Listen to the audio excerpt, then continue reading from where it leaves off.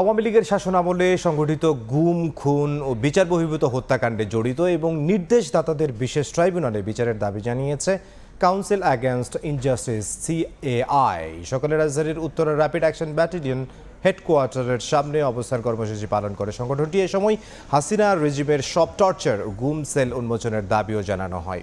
ভুক্তভোগীরা বলেন, বিশেষ বাহিনীর বেআইনি কার্যক্রম নজরদারি ও প্রতিরোধের জন্য একটি উচ্চ পর্যায়ের কমিটি গঠন করতে হবে। এছাড়া র্যাবের নিয়ন্ত্রণাধীন গোপন নির্যাতন কক্ষগুলো মিডিয়ার মাধ্যমে জাতির কাছে উন্মোচন করতে হবে।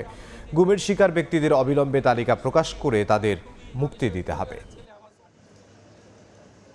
আমাকে যখন গুম করে রাখা হয়, চোখ বাঁধা রাখতো, হাতে হ্যান্ডক্যাপ থাকতো, এরপরেও আমি একটা চেয়ারে লিখেছিলাম যে লেখা আছে ল্যাব 3, অর্থাৎ আমি এটা নিশ্চিতভাবে বলতে পারি ল্যাব 3-তে আমাকে আটকে রাখা হয়েছিল।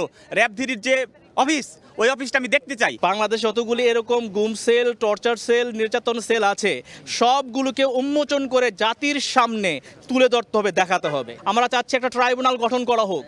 সে ট্রাইব্যুনালের মাধ্যমে এই ব্যক্তিগুলিকে, চিহ্নিত ব্যক্তিগুলিকে যারা এর সাথে জড়িত, এদেরকে আইনের আওতায় এনে এদের বিচারের ব্যবস্থা করা হবে।